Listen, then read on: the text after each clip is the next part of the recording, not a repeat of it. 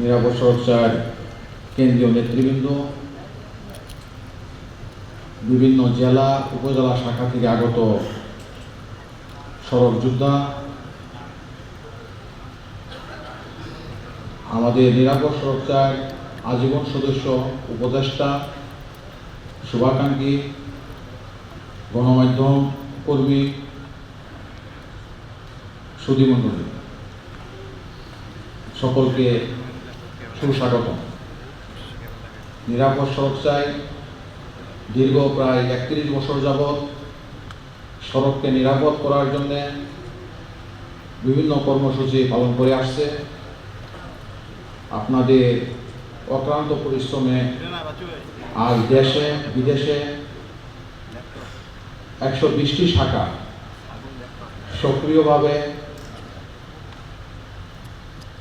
নিরলসভাবে কাজ করে যাচ্ছে নিরাপদ সড়ক নিশ্চিত করার জন্য।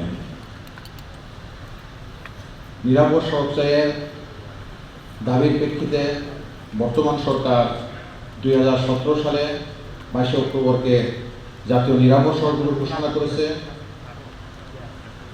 17 থেকে প্রতি বছর 22 অক্টোবর সরকারি উদ্যোগে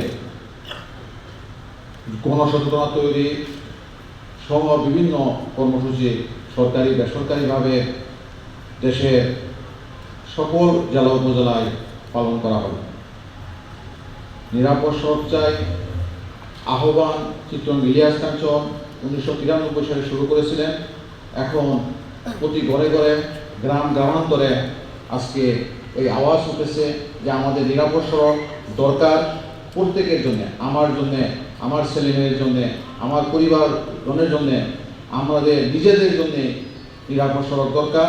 এবং আমাদের নিরাপদ সড়ক চাই সংগঠনের পতাকা তলে অনেকেই যেমন সংঘবদ্ধ আছে এবং আমাদের সদস্যের বাইরে, এবং এই জন্যেই আমাদের যে হারে গাড়ি বেড়েছে, জনগণ বেড়েছে, সড়ক দুর্ঘটনা আপনার সংখ্যাতাত্ত্বিকভাবে যদিও বেড়েছে কিন্তু আনুপাতিক হারে জনসংখ্যা গাড়ির তুলনা সড়ক দুর্ঘটনা কিছুটা হলে আমরা কমাতে সফল হয়েছি।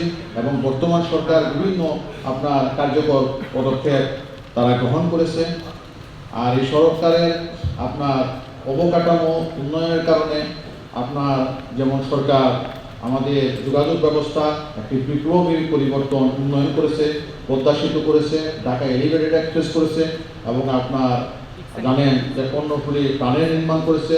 প্রতিটি মহাসড়ক আজকে 4 লেনে উন্নীত হয়েছে এবং আমাদের সড়কে এই যে মেট্রো রেল হয়েছে, এই উন্নয়নের কারণে আমাদের কিছু কিছু আপনার নতুন করে সমস্যাও দেখা দিয়েছে এবং এইগুলিও সরকার আপনার মানে বিভিন্ন উদ্যোগ গ্রহণ করেছে।